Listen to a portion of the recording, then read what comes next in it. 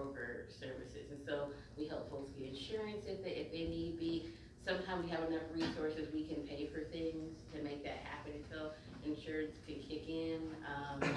You know, then we're really trying to be culturally competent. We had a client who just over and over and over again was dealing with body lice, just couldn't get over it. Was just having all kinds of hygiene issues. On the other side, this person was transitioning from male to female and did a lot of work to get their hair long and all this kind of stuff. It's like the only treatment that would work would be to cut their hair. So that's why, when we really got to it, that's why this person was like, I'm not doing that. And so we were able to find a company called Hair Fairies that can do the lice clean without cutting this person's hair. So it's really about how we wrap around whatever that person needs. And from that, after the lice was clear, all of a sudden, oh, you know what, I think I do want treatment. That was like their barrier to get into all those things. So REACH would continue to be the social services arm of these 4 new places?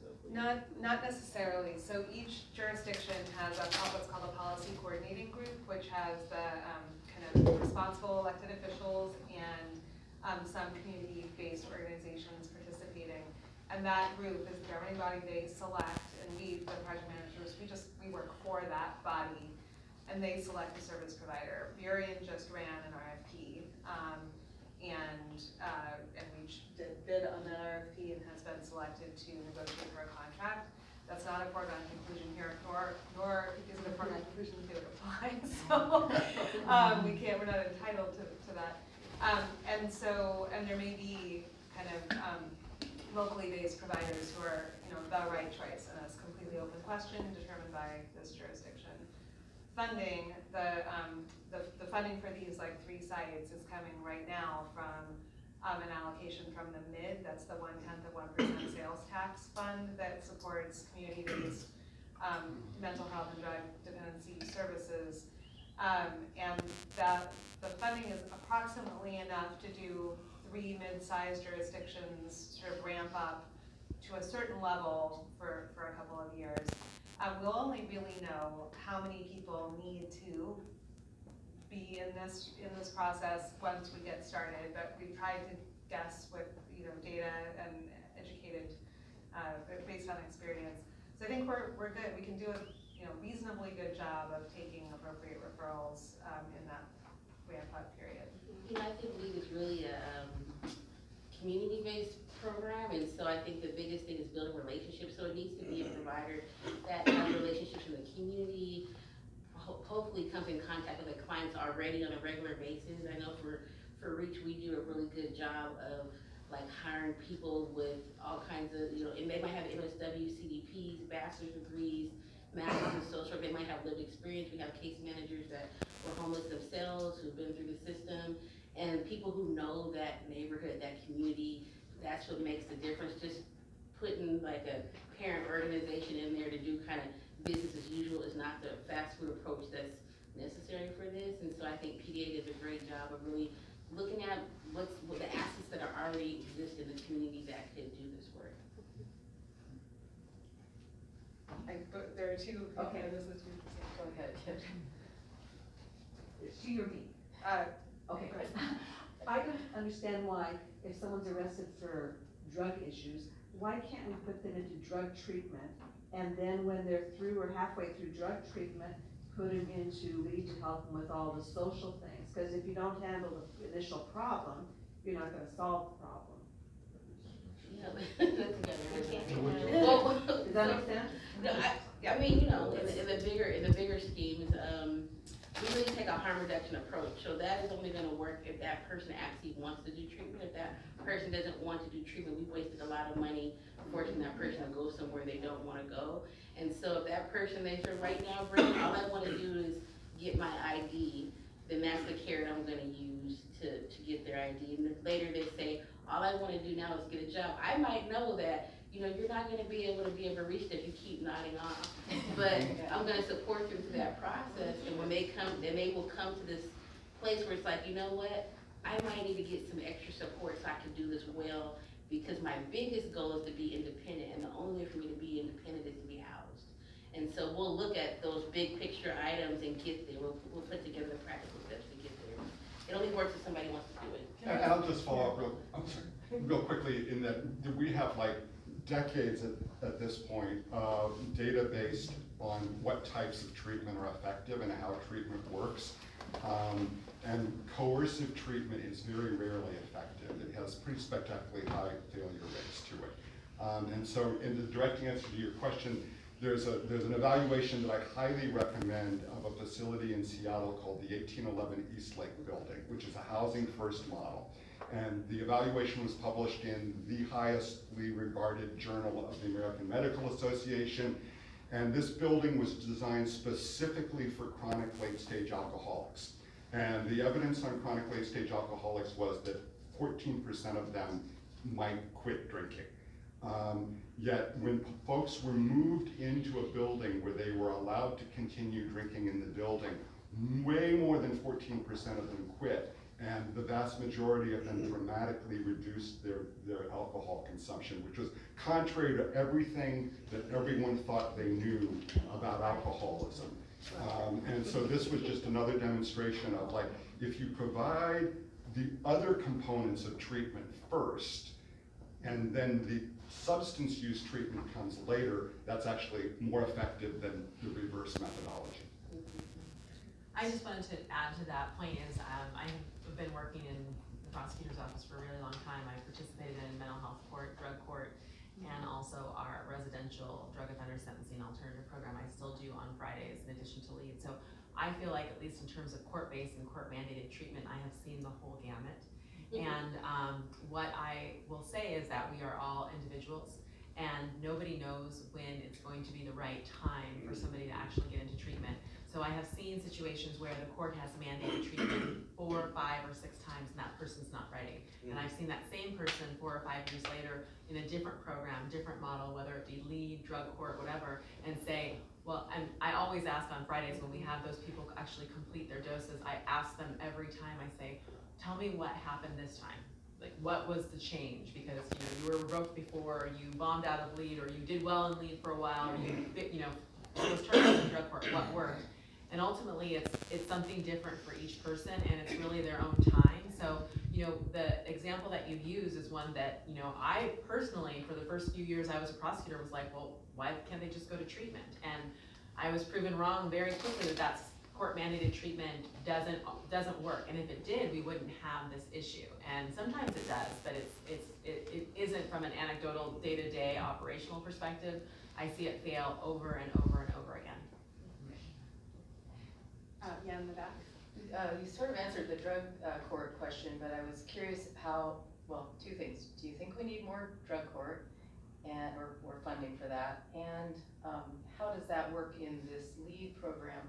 Also, I didn't ever get a number of how many people have been helped by LEAD, and is there a website, that kind of thing. So, there is a website under redesign. Don't go there for Okay. a minute. It's really ugly, but that's the fault because they designed it a long time ago. Fixing it up, we have a new logo. It's going to be reorganized. So there are 645 people who have been inducted into LEAD in Seattle. There are LEAD models all around the country, and actually nobody has quite quantified the total volume of people who are working their way through programs that are more or less aligned with this approach. Yeah. We report monthly to the city and the county who fund Seattle LEAD on what's going on for those folks. Actually, Reach reports, and we just pass that along. Thank you. But the major study on efficacy of the methodology was done in 2015 and published in 2015 and since. So there's different places that those data live. When we have this database, the sort of real-time dashboard-like information on what's going on, how do you will be much more accessible and kind of flexible. So we really need that. And then on drug court funding, I mean, I don't know if that's something, I feel like, I listened to Dan Satterberg today on KUOW, and he mentioned that too, and so it's sort of this. So I'll just answer a couple of things. I mean, obviously we're here to talk about LEAD, and LEAD is. He mentioned LEAD too. That's good. That'll be Yeah. good. So I really, my whole thing is I really feel strongly, and a lot of people in our office do feel strongly, that we need multiple tools to deal with a huge problem. And so I don't like to ever pit any program against any. No. The LEAD and drug court have probably a small portion of people that could probably do both programs. But from my perspective, they're totally different models for the most part. While drug court has changed, and it's still changing, is actually implementing, our King County is implementing a new model. A lot of people who can perform in drug court, you know, that's because they're at a more stable place, or they came from a stable place. The majority of people in lead aren't necessarily ready for drug court. And that's not to say that we actually haven't had people go from lead to drug court, or actually from drug court to lead for that stability. But what I will say is all of these programs need more funding. Good. Lead, drug court, all of them, from my perspective. So that's what I would say about that. There is a bill in the legislature that would provide significant funding for police diversion programs that we would be partnering with the Washington Association of Sheriffs and Police Chiefs, WASPIC, on. Totally unclear whether that bill's gonna have $0 in it or $20 million in it, and there's a lot of kind of misinformation floating around about it too, but a remarkable range from all the way from the ACLU to a lot of behavioral health advocates to the Fraternal Order of Police and WASPIC, and a variety of police groups have rallied together around the urgency for this. So hopefully that can supplement this little bit of locally generated funding. Is there a number on the bill, or do we know anything? 1767, yes, I didn't believe it was on my. Liz, do you need to wrap up here? Yes, I just have one question. Is it a Senate bill or a House bill? It's a House bill that is now in the Senate. It passed overwhelmingly in the House. The problem is it's passed as like an empty bucket. And so it's a question of how much of a priority does this have as the budget. It sounds like it's gonna be budget chaos in the legislature. There are many things people think are important and they don't have revenue to match. And there are different strategies in the two houses about that. So if this is important, would be very valuable. We are collecting, that's something you can use my email address for, we're collecting sign-ons to a massive group letter about the urgency of this. So it would be great to have support. Okay, thank you very much. Oh, one more?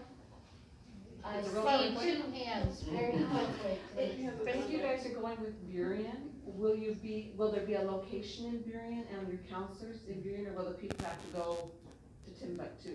No, not Timbuktu or even Seattle. Yeah. There will be a location in Burien. Still TBD exactly where that's going to be, but yeah, absolutely. Just really quick, that bill is being heard tomorrow in the Senate Committee on Ways and Means at 9 a.m. So just FYI. Thank you. Thank you all very much. Thank you.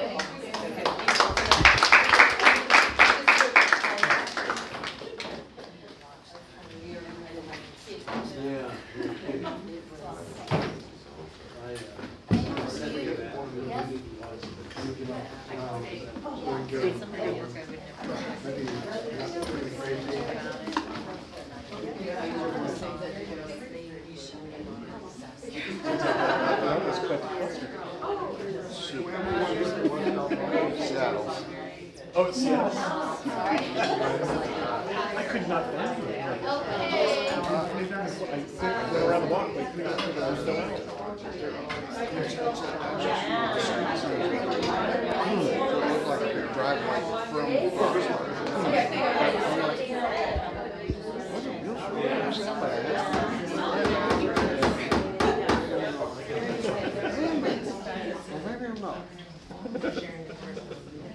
Sir?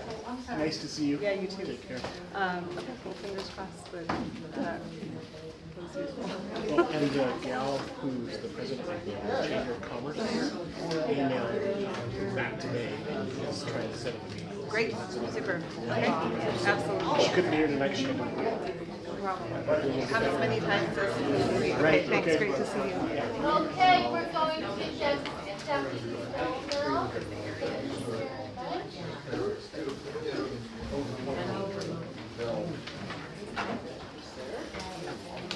Thank you very much. Thank you, Patty. Sorry, I'm back. I have to reorganize my childcare pickup. That's 1 week next week. Oh, okay. Take care. I was glad to be here. Very much.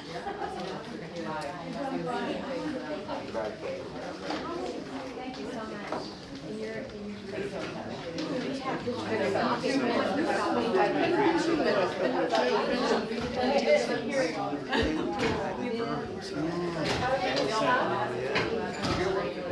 Absolutely, thank you.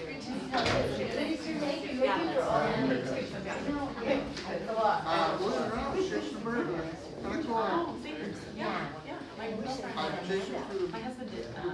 Everybody get one, statue you want? You didn't get one? Here you go.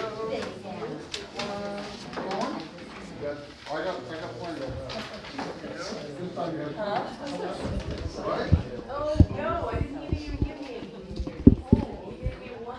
I got that work. Sorry, I was only at home.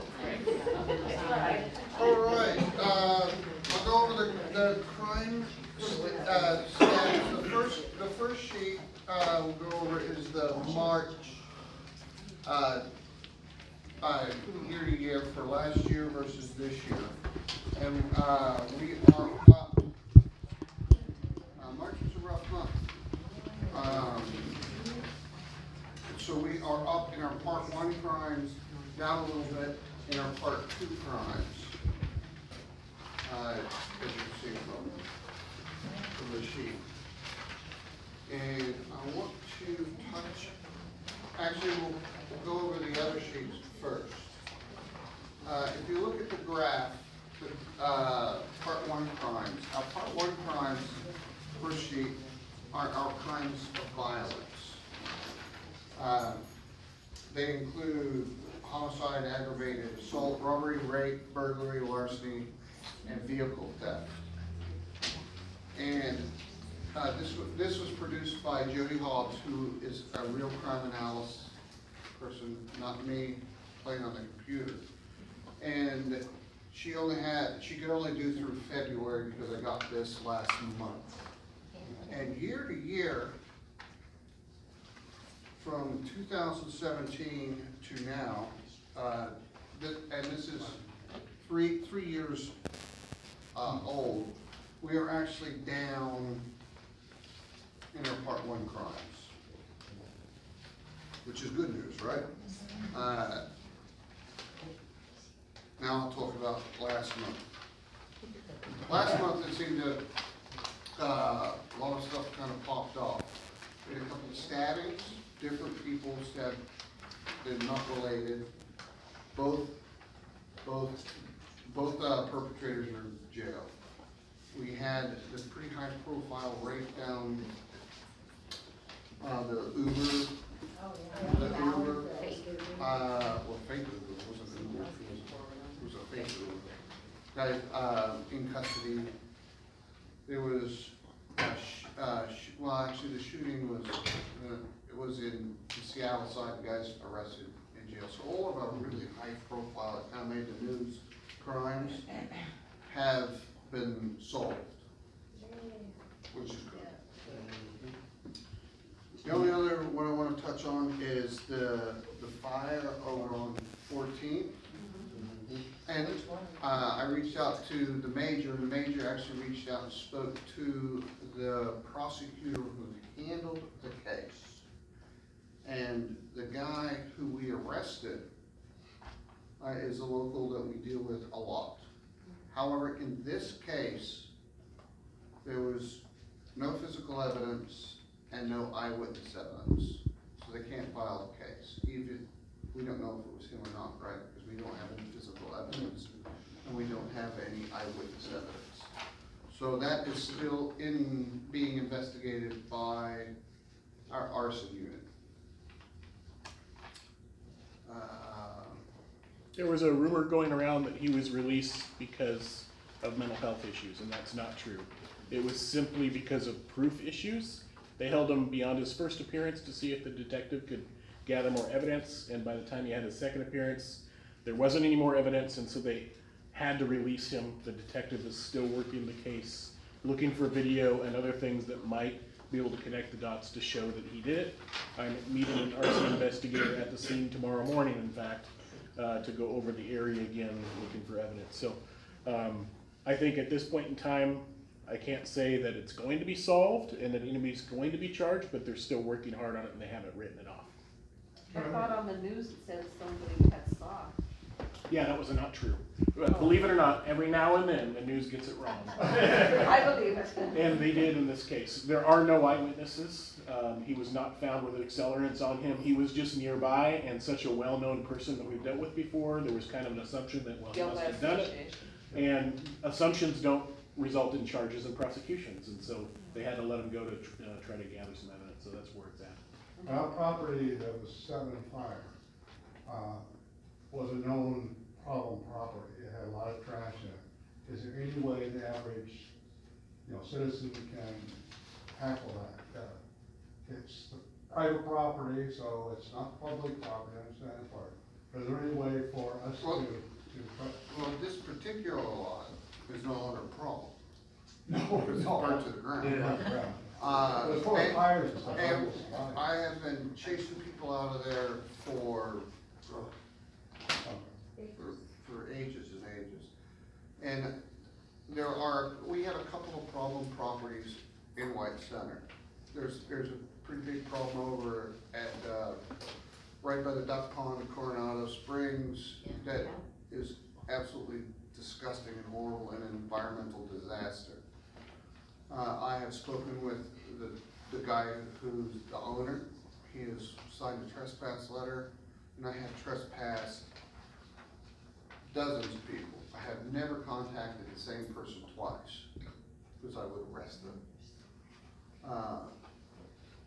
And code enforcement is now involved in that particular property because it's so gross that it's affecting the neighborhood. It affects the whole neighborhood. And Nick Stevens, our code enforcement officer, is on it. And I assume they will send a letter or have sent a letter. I don't know if they've done it yet, Yeah. but he said he's taking care of it, and he's very good about doing that, and he'll send them a letter. So basically, He has to code say- enforcement.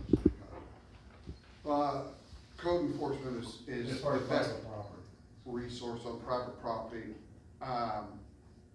Or me, and I track down the owner of the property, I get them to sign a letter, and then I can enforce trespass ordinance. Sometimes, not often, but sometimes it's difficult to find the owner because the property's owned by an LLC and the address is the piece of property. I did track down the owner of a building that's been a problem by the dental office, about 9800 block 17. One of the pictures I sent you. Yeah, but I had already tracked him down before he sent me the pictures. And he seems fairly motivated in turning the property around. He spent a bunch of money on it, so, and he signed the letter and he's doing the right thing as a new owner.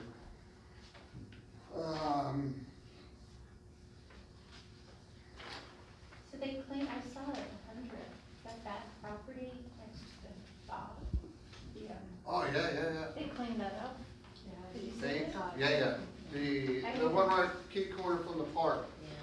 Yeah, they cleaned it up quick. 10th and, 1100 block of Southwest 102 Street was a house that had just piles of human garbage. Oh, And, the next door one does though, too. No, they just cleaned it up. Oh, I didn't see. the detective theory, our civil unit finally served the eviction, kicked them out, and the people, it's already painted. I mean, they really have not wasted any time turning that place around. It was gross. What else we got good news in the neighborhood? So I did want to ask you, Bill, too, I sent you when I was walking through White Center the other day, and I saw the smoke shop, the new smoke shop, that has selling beer and wine, and I asked you if they. I went in and I got a copy of his business license, and if the business license is legit, and I haven't heard back from my liquor cannabis board dude, But if the business license is legit, he's got a license. Mhm. But just because he shows me a license doesn't mean he didn't download it from the computer. I don't know, but it looks legit. I took pictures of it, and identified the guy in there. But as of right now, But it looks right. so he's selling also what, vape pens and all Yeah. that kind of stuff? in I there mean, too? he has a license, if it's all in the same license, like I said, if it's legit, I haven't heard back from the cannabis board, Okay. and they'll know. Yeah, because there's, when I was walking by there, I think it was Sunday morning, and, I really, I thought, I took a picture of it because I didn't even think it was open, and I was surprised to see that, but really strong marijuana smell, so I thought, I didn't know what was going on, and he came out, because I was standing outside, and asked me what I. Pictures? Yeah, he asked me what I was doing. So, I asked him what he was doing, and, we had a nice conversation. I've been in the shop, I continue to keep pressure on them, and, it's being worked on. Yeah. Anybody else got anything for me? Go ahead, Carol. How, is it going, I know this is Seattle side, but since we, drive around 509, how's the shootings and everything with you, what's going on with that? And then I just sent you that picture of the red SUV, that was a crazy. I don't know what the status of the 509 shooter cases, I don't know what the Yeah, that was status is kind on of that. out of it. Boss, do you know? They have requests for information from the public, they've released information on the vehicle, and I think a scan showed the possible suspect, but it is Yeah. nowhere near solved. Okay. Yeah.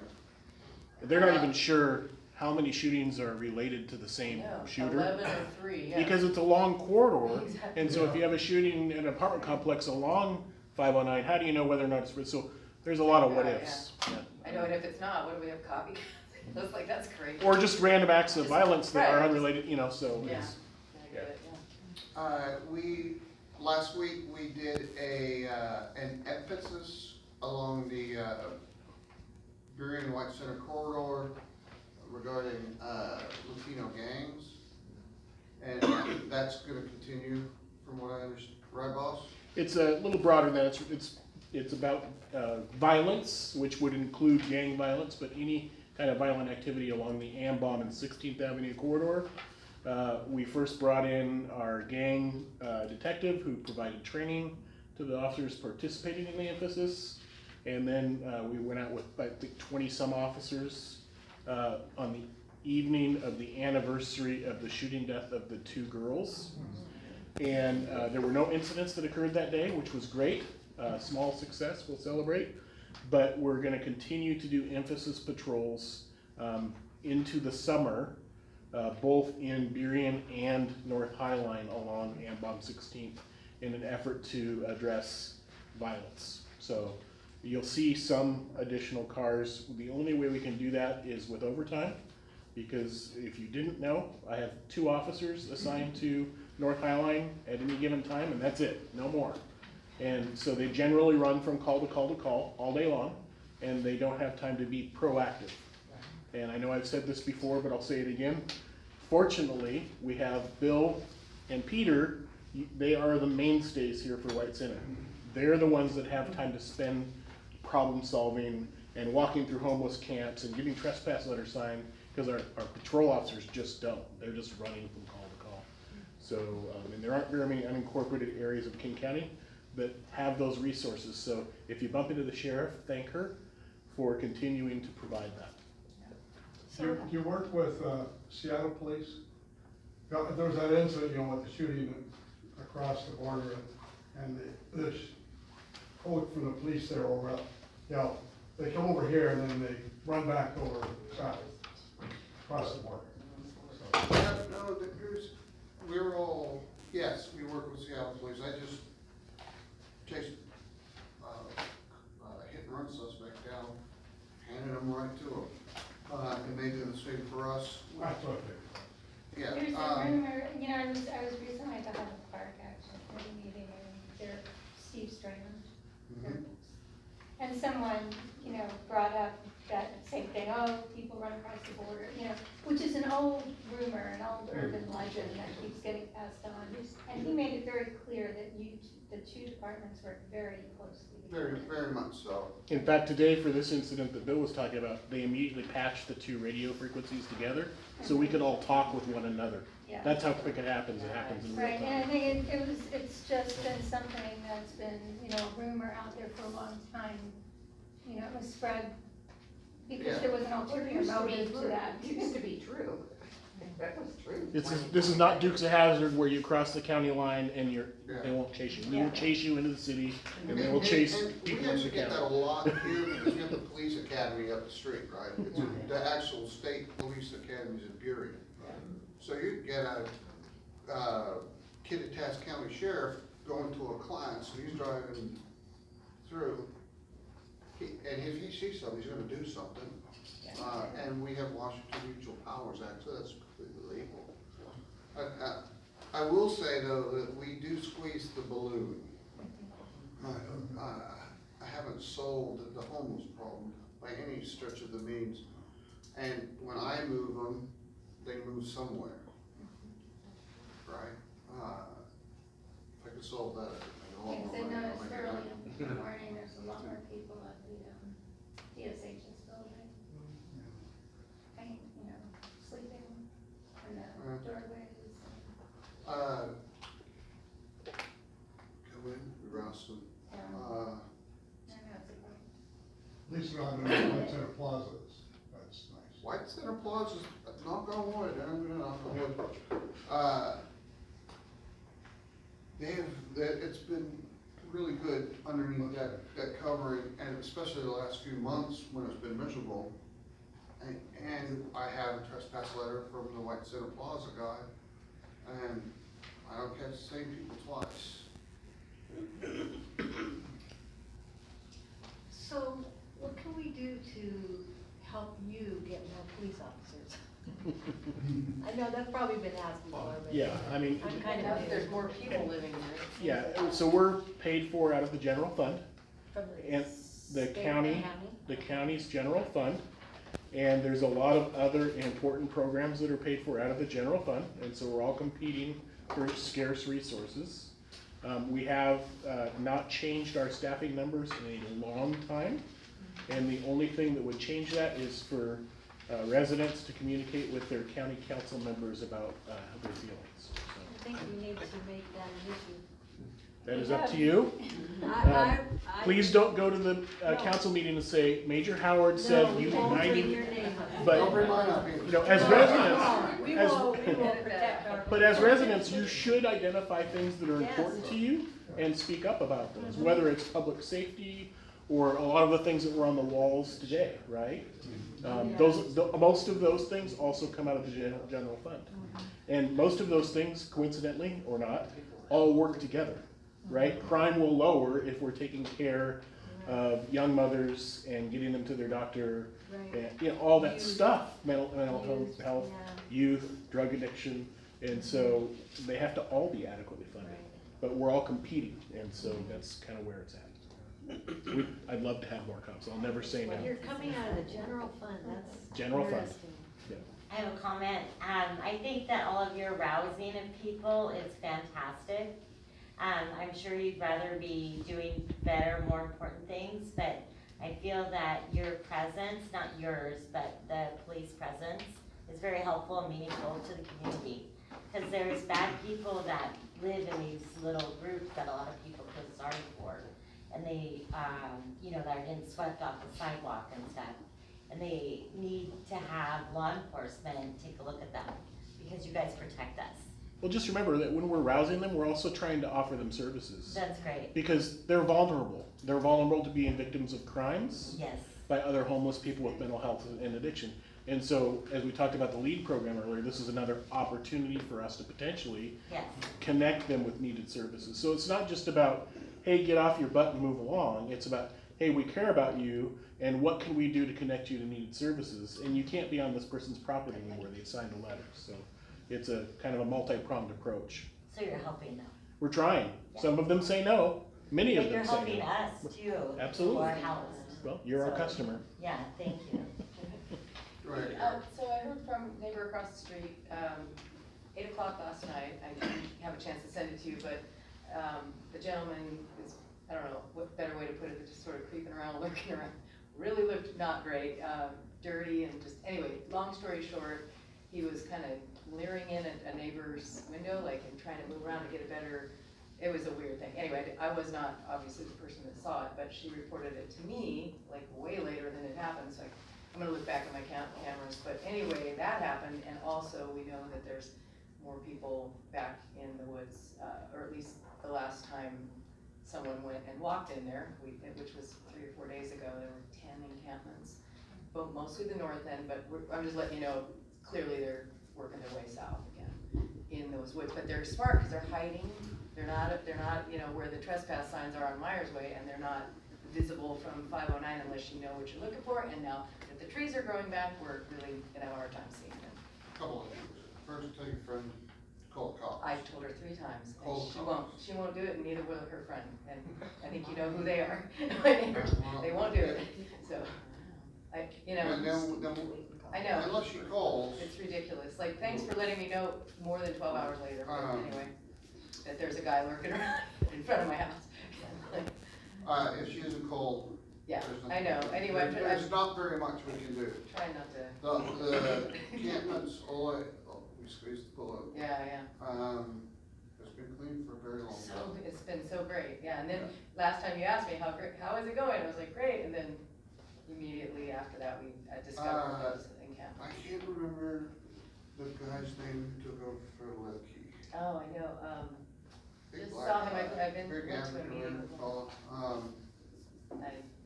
Lewis, or no, Lewis sounds right. Lewis, it's something, that I know 2 guys Anyways, that are sort of filled that's- in, yeah.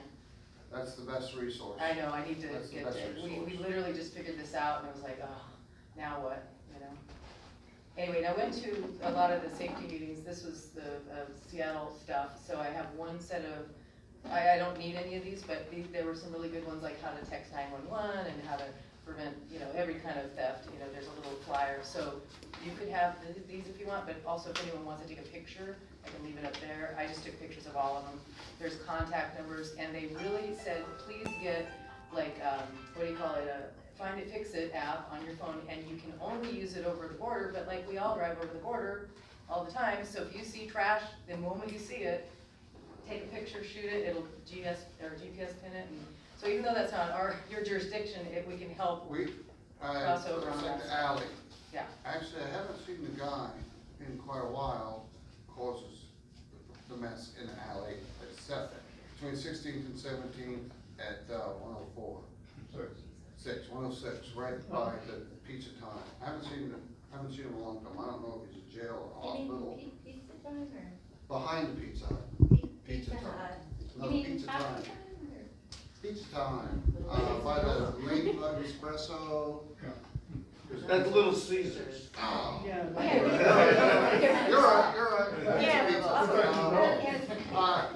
You gotta ask the mailman. If you got a mess, you can call King County Roads. Okay. They put it on, if you just Google King County Roads garbage pickup, it comes up. Oh, okay. Just They're on very toilet good. right by my house. Very effective. Yeah, I mean, Call you go on the list, Okay. and there's a few dudes in the truck driving around, when it gets to be your turn, it gets picked up. And they cleaned it out, well, they cleaned the alley up a bunch. The one thing they wanna know is how much, so that they know how much room in their truck to have. Whether it's just tires, or whether it's mattresses, or couch, or, you know, 10 bags of garbage. So I can call. And you